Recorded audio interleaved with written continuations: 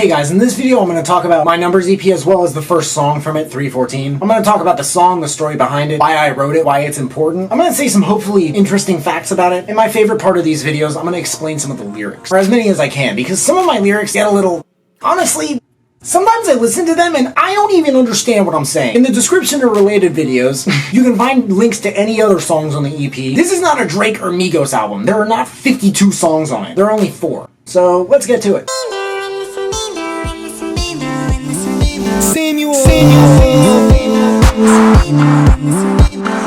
This EP is called Numbers. It's a sequel, and I guess brother, cousin, acquaintance, fellow, I have no idea what the fuck to call it, to my 5th EP, which is called Letters, which I'll also have a link to in the description. Numbers is a concept EP, like literally all my other EPs. I only drop EPs. I think mixtapes and albums and singles are overrated. I think EPs are the only thing that hasn't been done by popular artists to the point of fucking death. But the EP is about a universal network of connections between numbers in our lives that we can control and numbers in our lives that we can't. It's inspired heavily by 2 things. One of them is my favorite book ever, Think and Grow Rich by Napoleon Hill. It's my favorite, my top recommendation for literally anyone. I'll drop a link for that in the description as well for anyone who wants to check it out and read the reviews. But 2, it's also heavily inspired by my attempt to move to Atlanta from Westchester, Pennsylvania, around New Year's 2018-2019. There was a lot of large exponential thought that went into this project because of these 2 things alone. And if these insights for this EP are a little dense, well, that's why. Each song represents a major portion of what we take into account as we approach our everyday lives. The numbers of the song titles are my numbers regarding these things, but the way I articulate their meanings and backgrounds is meant to sort of project onto the listener. And like my insight videos tell them, hey, maybe you can tell me about yours and your experience with this, and if you can't,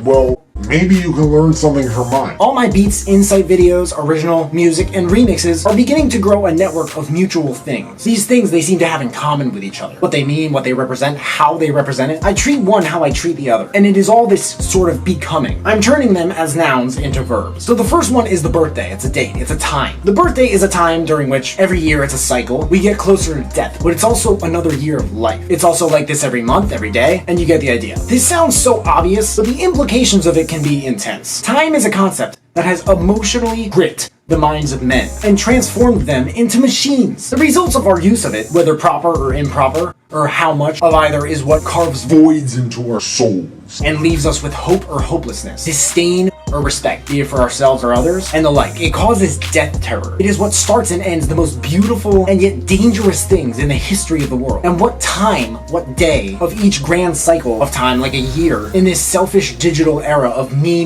could be more immediately personal, no matter what one thinks or says, than their own birthday, you know what I mean? So my birthday is March 14th, and your birthday is not something you can control, but the way you feel about it is. I try not to say, you know, like 314 is the best birthday you could have. I'm just trying to say, look, I'm proud of the day I was born because every year is another year to become a better version of myself. Every month, every day, every hour, every minute, and every second. I also made the beat, and the first thing that came to mind was stating a fact about myself and asking the listener about that of themselves as well for interactive purposes. I'm convinced that as a lyricist, especially if you are not adding supreme value to the experience of the listener, if you are not making the most of their time, you're definitely fucking wasting yours. What are some interesting facts about the song? I have an entire list of goals that I say to myself between 4 and 7 times a day. I call them my growths. I say them as if they already came true. They're things that are extremely specific. I may actually have an insight video or mini series soon about them and why they are the way they are. These are things that if you told someone on the street, they'd be like,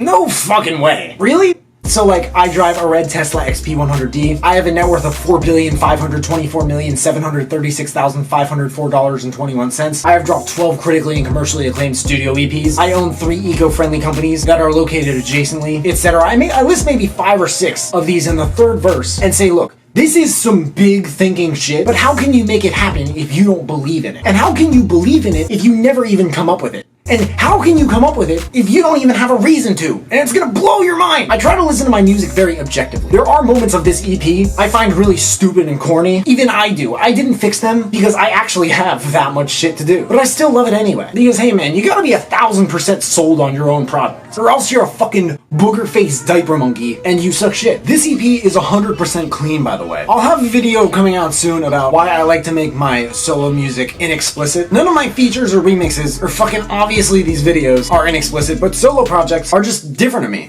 I don't know. All of you mankind is gonna wanna know my game. 314's my birthday, was yours? P.S. That's more of a purpose than ego. Yo, it's Sam, yo. I'm just saying here that everyone's gonna want to know what I'm thinking because people, ideally to me, just value my opinion that highly. And I'm predicting this. If it doesn't happen when I'm alive, I'm just that confident that it will afterwards. And I'm saying it's more of a purpose thing than an ego thing because I'm convinced that the benefit of humanity, the progress of humankind, is the reason I'm here. The biggest impact I can possibly make on the world and modern culture. If I weren't doing this, I'd probably kill myself. I said in my 10 things to remember if you feel stuck in life video, it's a fucking crazy video. I really go off on it. I'll drop a link in the description. Life is either a daring adventure or but a mere bitch number. And so I do all these things to kind of project a reversal of my ego. Like, I don't do all of this for myself. If I did, I don't think I would be where I am now anyway. And I don't think I would be going where I'm going. There was a time in my life where I had to realize that if you want to take or even get, or even efficiently ask, you need to fucking give. This isn't just some universal law either. I mean, as someone who lacks in common sense, or street smarts as they say, I fucking even know that. So my opinion is purposely meant to cater to the ultimate benefit of humanity and the future of the world. It doesn't have as much to do with my self-interest. In fact, my long-term self-interest, because of this, is meant to align with the best future of the world anyway. So if it does, it's only because my self-interest has to do with that long-term, and nothing more. If it has to do with anything more,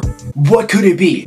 Pussy? What if I fall in love? Why would I want anything more than pussy? I have at the time during which I'm in love. These are some of the questions I ask myself regarding such a topic, as they concern only self-importance when trying to break through the barriers it places ahead of one who aims to cater to something more than just himself. Sam, yo. Probably gonna sing entrepreneurships. Sam, yo. Probably gonna rip entrepreneur lips. Sam, yo. Probably if the music business puny to me, $15 billion diaper money to the eulogy. The music industry is now monetarily shrinking, and things like decentralization and disruption are not going to let it get back to its original size anytime soon. Yes, there are many wealthy musicians, but in this EP, I expressed that I don't even think they're thinking big enough. This is why I'm done trying to use music to make money. This is why I don't like doing mixdowns anymore, other than for particular clients or people who just pay the fuck up, because that just screams luck. I spent long, hard hours making this money, and I spent long, hard, yet passionate hours on this song, and I'm giving both of them to you at once because I trust that you will create something phenomenal with it. This is why I really only kind of sell beats now, and I think the point of selling beats is diminishing too, and that's why I don't like trying to make breadcrumbs off of bullshit